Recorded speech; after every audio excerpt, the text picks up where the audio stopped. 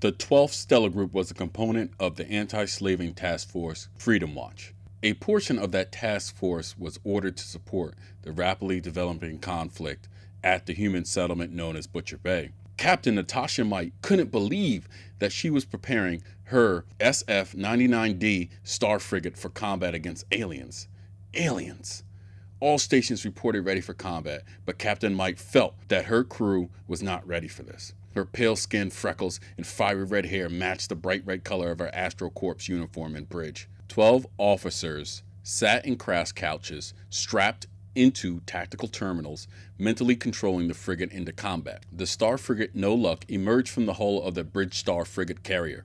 5 more frigates followed No Luck in formation toward the enemy. The wolfpack accelerated toward the Povine cruisers in orbit around the planet. Povine cruisers broke orbit and moved toward the incoming assault force. 6 wolfpacks of 6 star frigates approached with 3 dread stars, a star carrier, and multiple support stars toward the aliens. No Luck, this is what we prepared for.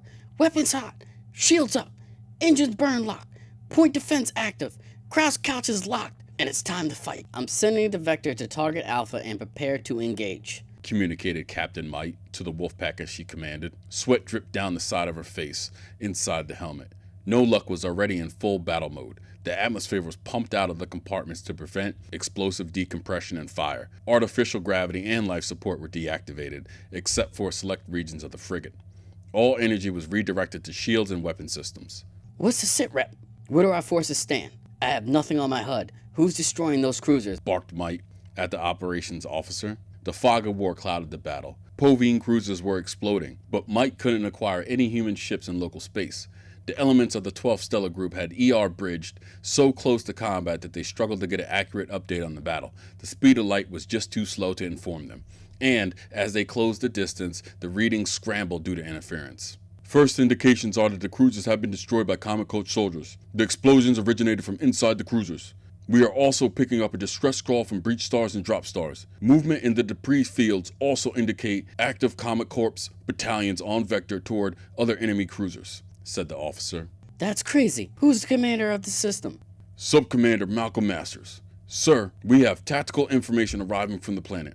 Mike quickly accessed the data stream as she read the information flooding into a frigate. Mike quickly took the recommendations of the commanding officer from the planet and constructed a battle plan. 30 seconds until contact. What are your orders, sir? Yelled the weapons officer.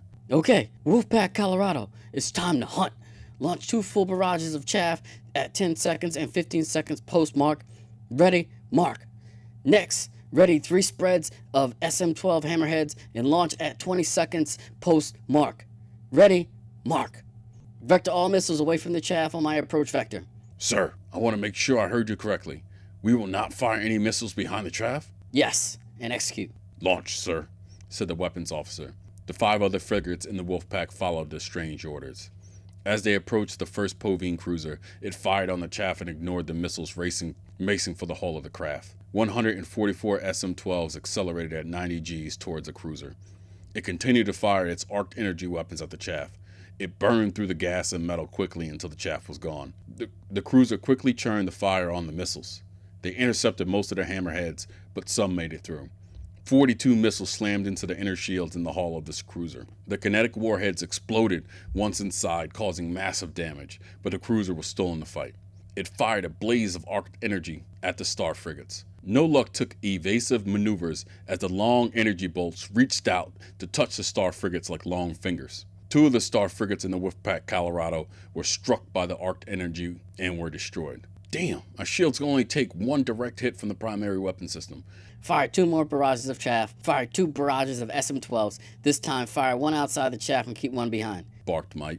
With precision, the Wolfpack fired the second assault. The Povine cruisers focused on the missiles. On Vector away from the chaff.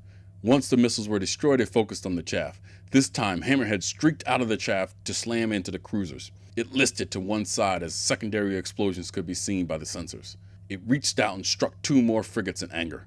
Damn it, how much more can that thing take? Ready SM-11s. Target the largest hole in its hull and get those nukes inside, yelled Captain Mike.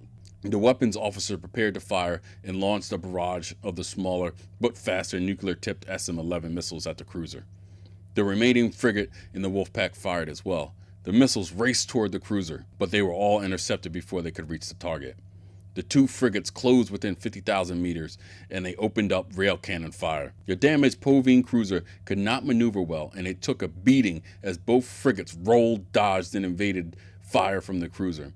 The tungsten, uranium, and depleted neutron-tipped rounds slammed into the cruiser. The kinetic energy of the rounds traveled near the speed of light, tore more holes inside the cruiser, but it kept firing. Aid arrived in the form of 3 starfighter wings. 48 fighter craft swooped in on the wounded cruiser like vultures.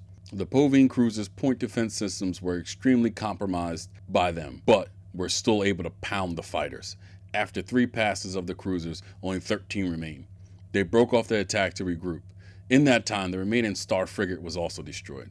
"Sir, I have received a fire solution from the planet directly from Sub-Commander Masters," yelled the weapons officer. Use it. We are out of time and options, yelled Captain Might. The weapons officer entered the fire solution. No Luck bucked and twisted directly toward the Povine cruiser. They fired the quad rail cannons at the section of the alien craft near the massive sphere that dominated the cruiser. The rounds ripped into the hull of the craft and pierced the sphere. Within a couple seconds, the gravity implosion sucked in the outer section of the cruiser. It collapsed in on itself.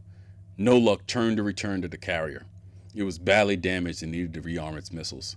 It took a second for it to dawn on Might what just happened. She had just lost her entire wolf pack and a lot of her own crew. If not for the fire solutions, they might all be dead. Captain Might vowed that she would find Sub-Commander Masters if she made it through the conflict and thank him. Then she would do everything possible to get assigned under his command.